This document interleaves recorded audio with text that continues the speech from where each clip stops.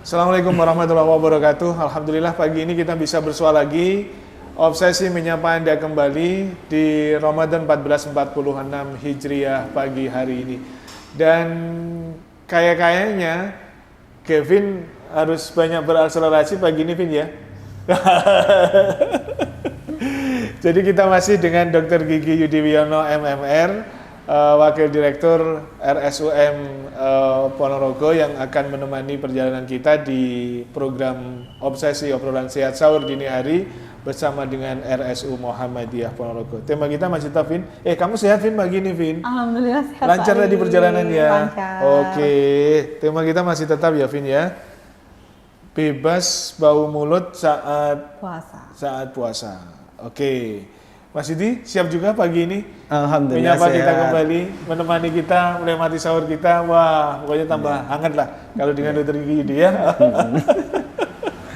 Ayo, Vin, kita mulai, Vin. Iya, Dok. Jadi saat puasa ini tentunya ada beberapa masalah gigi yang sering terjadi. Jadi apa aja, Dok, masalah gigi atau mulut yang sering terjadi saat puasa? Yang paling utama adalah bau mulut ya, memang begitu ya. Memang bau mulut itu yang paling utama di permasalahan ketika puasa. Yang seperti saya sampaikan kemarin gitu ya. Jadi artinya gini, ketika puasa itu kan mulut kita dalam keadaan kekurangan cairan ya. Ketika kita berpuasa itu kan otomatis cairan di dalam tubuh kita itu kan berkurang banyak ya, berkurang banyak, dan itu juga mempengaruhi produksi saliva atau air ludah di dalam mulut kita.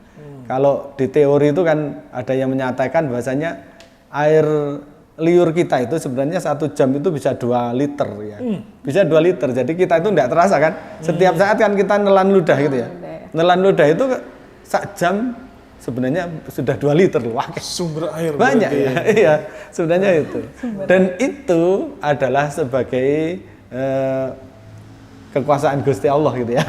Kekuasaan Allah yang diberikan kepada kita untuk menggelontor kebersihan mulut kita sebenarnya begitu ya. Jadi setiap kali ada air ludah muncul, kemudian kita telan, dan itu kita tidak merasakan. Dan itu menjadi pembersih di dalam mulut kita. Ketika puasa, otomatis cairan di dalam tubuh kita juga berkurang, dan saliva juga berkurang, maka penggelontoran penggelontoran dari air ludah terhadap kebersihan gigi kita juga berkurang, sehingga kuman yang ada di dalam mulut kita ketika ada sisa makanan, ketika ada gigi lubang atau mungkin giginya goyang gitu ya, itu adalah tempat bersarangnya kuman dan sisa makanan.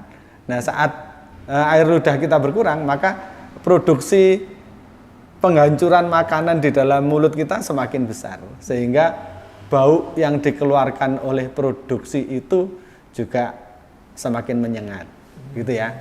Jadi makanya yang paling sering yaitu kita berhadapan dengan orang berpuasa itu sering menghindar gitu ya, karena baunya nggak enak sih gitu. itu yang sering saya sampaikan juga. Kalau misalkan di gigi kita sudah bersih begitu tetap bau ya, Dok? Insya Allah tidak bau. Kalau misalkan maksud saya kalau sikat giginya sudah benar, bersih. Kalau gitu, yang seperti saya sampaikan kemarin bahwasanya selama tidak ada sisa makanan di dalam tubuh kita, di dalam mulut kita, baik di sela-sela gigi maupun di lidah kita, maka insya Allah bau mulut itu tidak akan terbentuk. Kecuali kemarin ada penelitian bahwasanya ternyata bisa jadi terbentuk yang seperti saya sampaikan tadi, itu dari proses reaksi tubuh yang ada di dalam perut kita gitu ya. Itu bisa. Berarti dengan situasi yang seperti ini bisa nggak dicegah atau ditanggulangi ya, Vin? Bisa. Bisa. Jadi kalau saya menganjurkan, kalau dokter gigi menganjurkan, selama tadi pokoknya habis sahur sikat gigi yang bersih gitu ya. Sikat gigi yang bersih.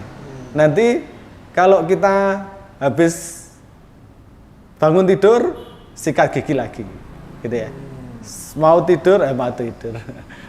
Tadi waktu mandi pagi, mandi sore, sikat gigi lagi. Saya pikir dengan sikat gigi itu sudah bisa menghilangkan semua bau mulut yang ada di dalam mulut. Kalau lokal ya seperti yang saya bilang kemarin. Jadi kalau yang yang sistemik, yang dari dalam tubuh kita, dari perut kita, dari dada kita, dari paru-paru kita, otomatis itu akan muncul terus. Walaupun sikat gigi tidak akan bisa menghilangkan. Tapi kalau yang dari lokal gigi kita pasti akan hilang.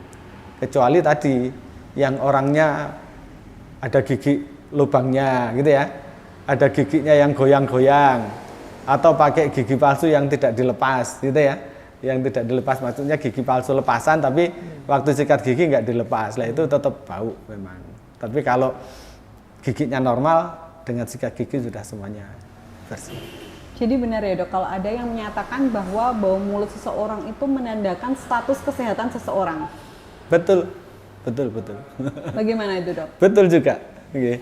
Betul juga. Jadi paling tidak kan begitu ya. Paling tidak kalau kita berbicara secara lokal aja dalam mulut, begitu dia bau mulutnya nggak enak, itu pasti ada kelainan di dalam mulutnya. Ya, pasti ada kelainan mulutnya. Yang pertama bisa karena nyerlempitnya, ada tempat bersarangnya sisa makanan tadi. Itu bisa karena giginya renggang-renggang, atau giginya bolong, kan gitu. Atau mungkin ada gigi palsu yang tidak pernah dilepas, atau yang jarang dilepas, atau yang tidak bersih sikat gigi. Itu pasti begitu yang terjadi di bau mulut seseorang. Dan kalau yang tadi saya bilang ada penyakit yang parah tadi, ya itu kalau berlubang apa dok? Kalau berlubang ngapain sih sebenarnya? Kalau berlubang otomatis kan, kalau giginya berlubang itu kan pasti ada sisa makanan yang masuk ke dalam. Kalau sudah bersih mas, tadi kan saya katakan kalau sudah bersih, itu berarti kalau gigi berlubang itu pasti tidak bersih.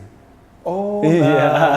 Ini yang gitu ya. mau saya stressing di sini. Ini ya. Jadi kan pertanyaan kita gitu kalau ya. ini sudah bersih, ternyata kalau gigi berlubang pasti tidak bersih. Pasti tidak bersih, karena gigi berlubang itu, kecuali kalau giginya berlubang sekalian putus mahkotanya itu ya, kan berarti tidak ada lubangnya, dia datar. Tapi kalau gigi berlubang itu yang perlu kita ketahui, setiap gigi berlubang itu di atasnya kecil tapi dalamnya pasti lebih besar. Karena tadi yang saya bilang, gigi lubang itu kan atasnya enamel, bawahnya dentin. Ya, saya bilang gitu ya. Sudah bisa enamel itu sangat sulit untuk dibuat lubang oleh kuman, tapi email atau dentin itu sangat mudah. Sehingga begitu ada lubang sampai ke dentin, maka dentinnya akan cepat berlubang besar. Jadi kalau kita bilang wong Jawa, gentong gitu ya. Nah, gentong gitu ya. Gentong. Jadi atasnya kecil, bawahnya besar, sehingga begitu ada sisa makanan masuk, disikat gigi kayak apapun tidak akan bisa bersih. Nah itu makanya kalau ada orang giginya bolong, ya mesti bau. Dan itu mesti bau. Iya pasti bau, karena karena sikat yang kesikat itu kan hanya permukaannya, yang di dalam yang membusuk kan tidak akan pernah bisa kesikat. Malah lebih parah lagi itu ya. Iya. Oh, iya. Gitu. Paham sekarang. Dok, kalau sebenarnya ya dok ya, bau mulut yang normal itu seperti apa? Karena saya sendiri tuh punya pengalaman dok. Jadi kayak misalnya saya duduk di sini terus saya tiba-tiba mencium bau mulut gitu. Ada orang lewat mencium bau mulut, itu berarti normal atau tidak normal dok? Kalau sampai orang lewat aja tercium gitu ya? Ya tidak normal sih. Tidak normal sih. Bahkan sering saya sampaikan kalau di masjid itu, kita kan sering ya jamaah sholat subuh atau sholat isya atau sholat apapun gitu. Kadang-kadang kita Allahu Akbar, samping kita, bau mulutnya nggak enak sih. Kita jadi nggak konsentrasi kan?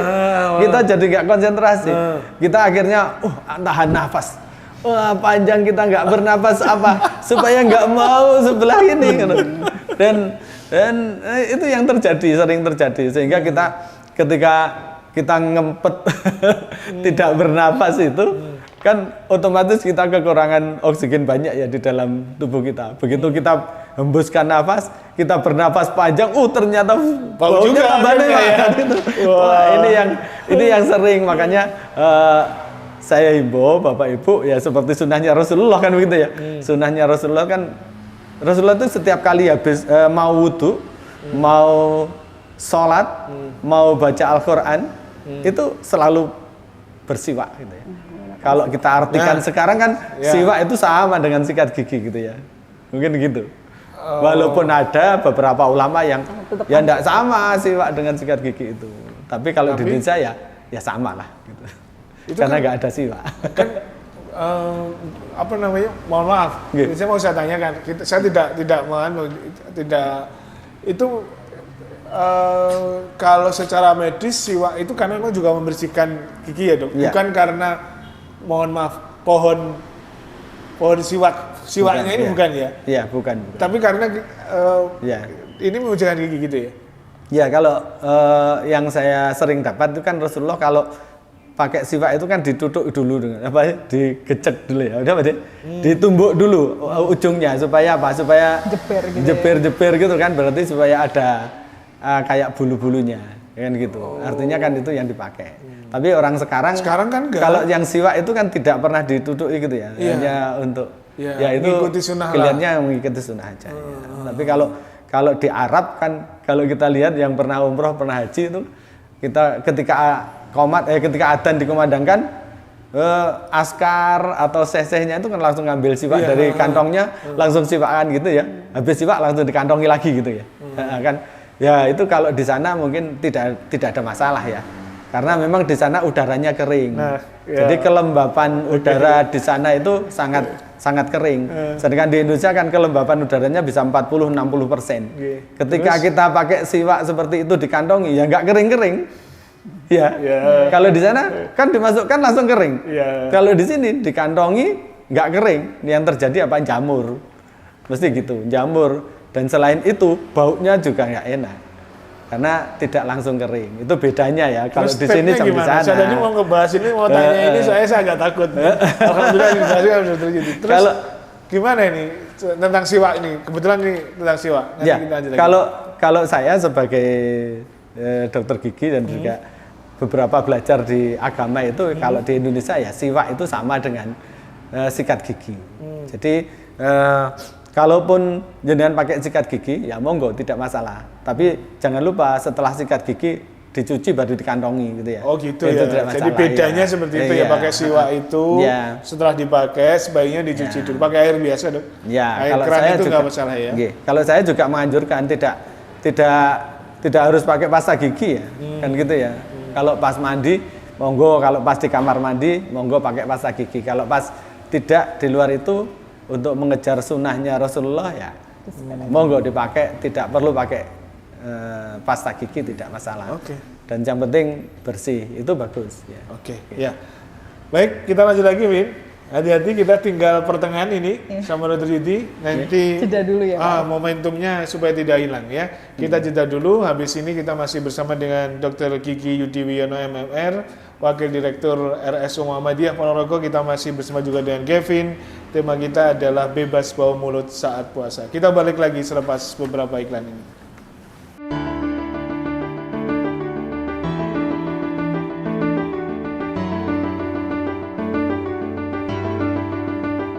Baik, kita lanjut lagi di Obsesi, obrolan sehat sahur dini hari. Setelah kita bertiga tadi menikmati sahur kita pagi hari ini bersama-sama. Dan semoga, mohon maaf, tidak ada yang menempel di gigi saya pagi ini. Ya, kita aman-aman saja melewati sesi yang kedua. Gimana? Sikat gigi biar nggak bau mulut. Masih dengan Kevin dan masih juga dengan Dr. Gigi Yudi Wiono. Ayo kita lanjut lagi, Vin. Iya dok, kalau membicarakan tentang bau mulut, kalau tentang asupan itu mempengaruhi nggak dok? Misalnya kita memakan sesuatu yang bau nih, nanti akan mempengaruhi bau mulut gitu. Oh iya pasti, itu pasti ya.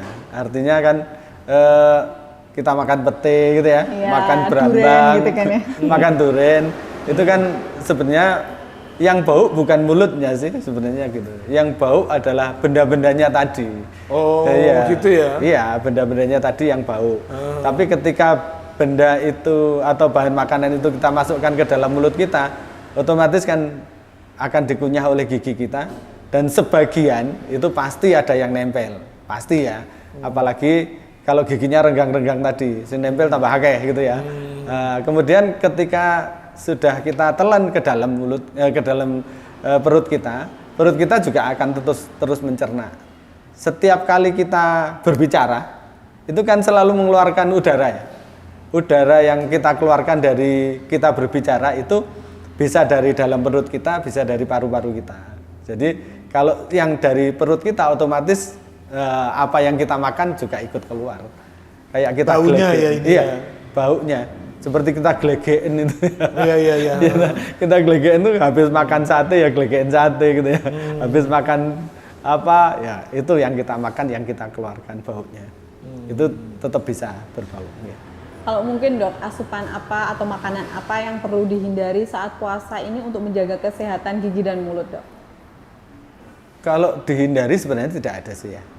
Kalau di dalam teori kesehatan gigi itu tidak harus ada makanan dan minuman yang harus dihindari. Yang penting orangnya tidak alergi, orangnya tidak reject dengan makanan dan minuman itu. Yang penting kalau memang orangnya normal, yang penting habis makan apapun sikat gigi. Termasuk anak-anak gitu ya, termasuk anak-anak kita yang masih kecil gitu ya.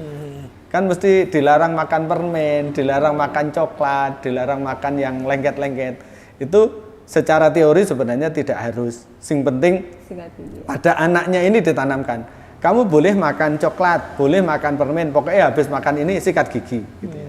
Nah itu sudah nanti akan terbiasa. Di luar Dia akan dugaan makanan. saya ini tadi. Ya, Jadi makanan. gambaran saya dokter gigi dia jangan anak-anak jangan biasakan makan coklat, jangan kan biasanya gitu nih. Nah, ini nih. Boleh, Boleh. Oh. Itu siap. itu ada pengecualinya. Itu kalau giginya masih sehat ya. Tapi kalau giginya sudah bolong ya jangan.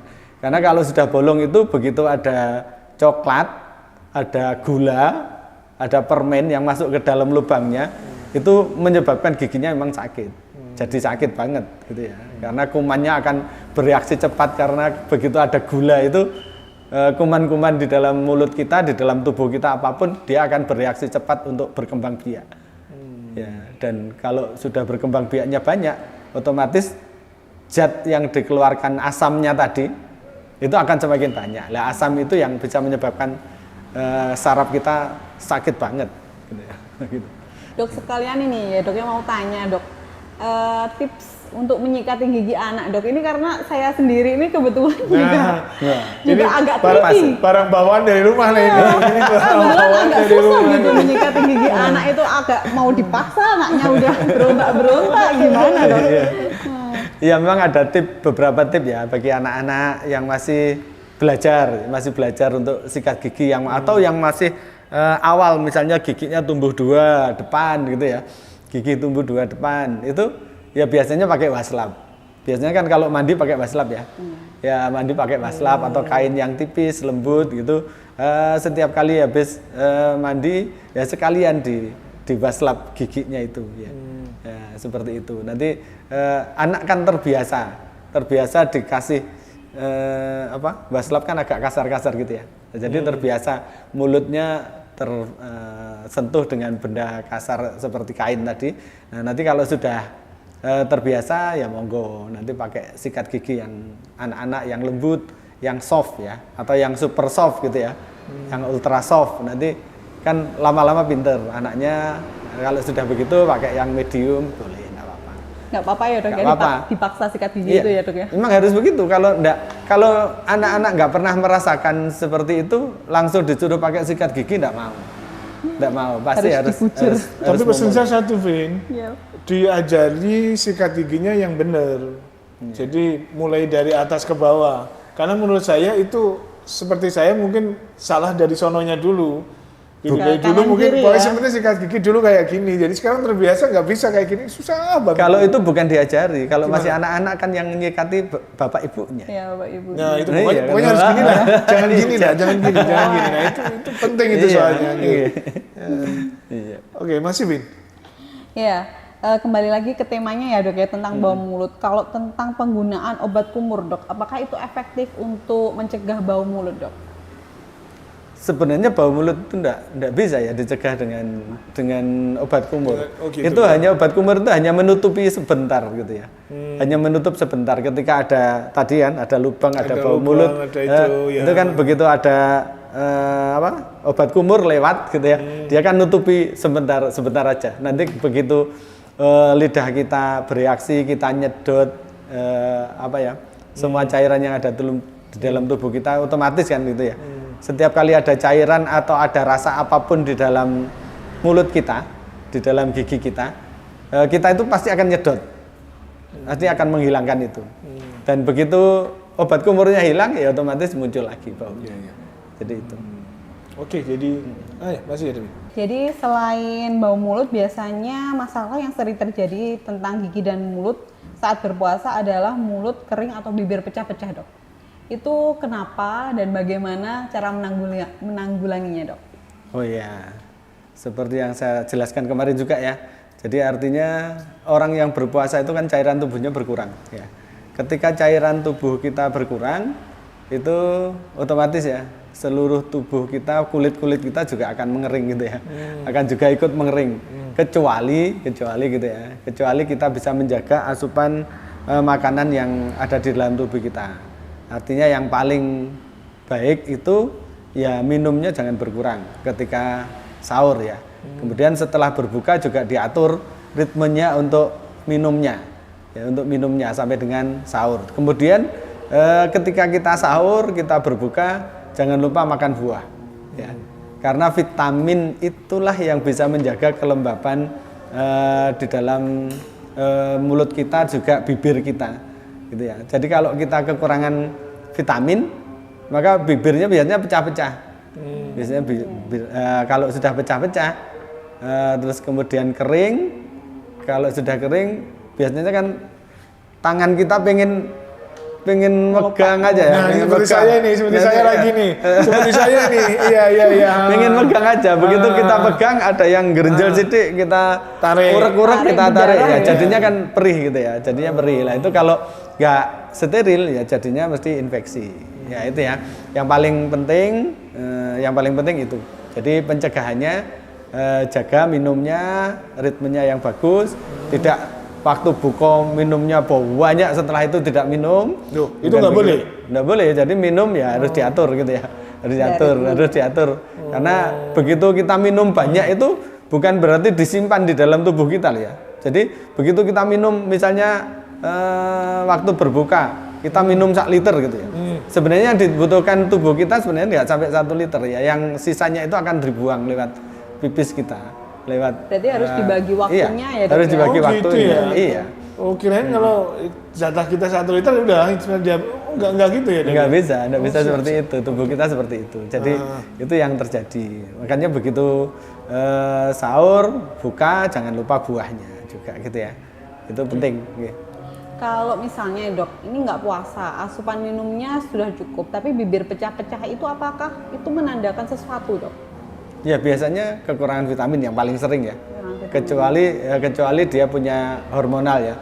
Beda dengan orang yang biasanya haid gitu ya.